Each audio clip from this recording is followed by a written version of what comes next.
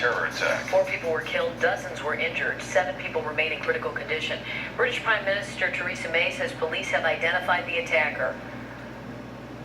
We saw a black vehicle at full speed, and it ran over a few people walking on the road. You could see people flying on the sky with the back of the vehicle. And I looked over, and there were 2 or 3 people lying on the sidewalk. So I was a bit concerned with that. But then there was another group of 2 or 3 people in the same condition, and car parks on the road. The attack shut down Parliament yesterday afternoon, leaving hundreds of lawmakers on lockdown.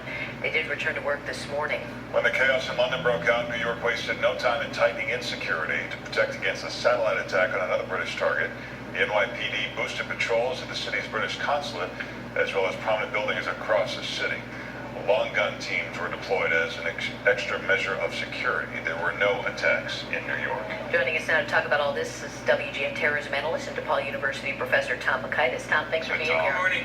It seems like we're seeing a lot of these car attacks, or people driving trucks and cars into crowds. What do you make of that? Well, in Europe, it's much harder to get firearms. It's much harder to get explosives. ISIS made a call for this some time ago. You know, you can't get to Syria easily. Strike a blow where you are. We even saw one up in Canada.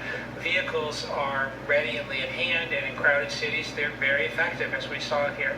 Not terribly well planned out. Didn't need to be. There was no chance he would ever breach the security of the building of the Parliament.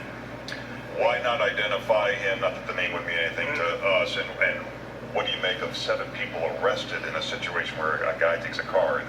Well, even if an individual's a lone wolf, you want to get the backstory. You want to find out who did he interact with. Was anybody else involved in radicalizing him?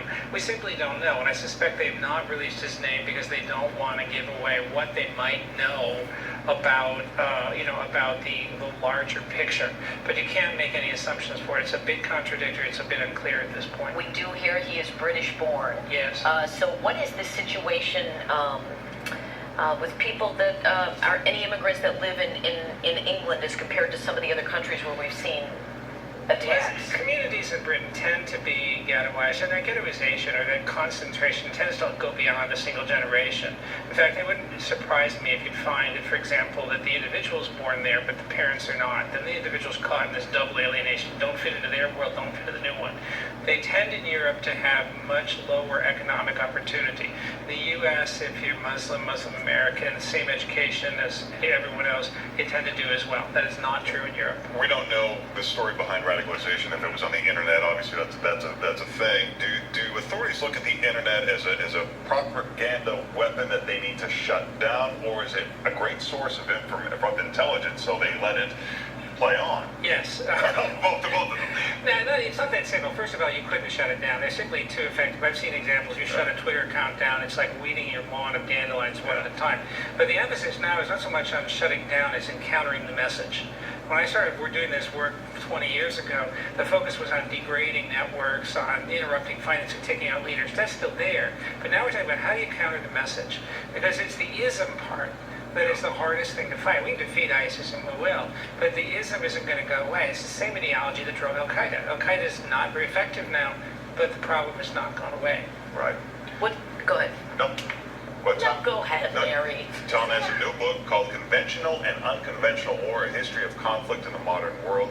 We look forward to having you back to talk about that sometime soon. Thanks, Tom. Thank you, Have a Tom. nice day. New at 7, the campaign to drive ISIS from its final series.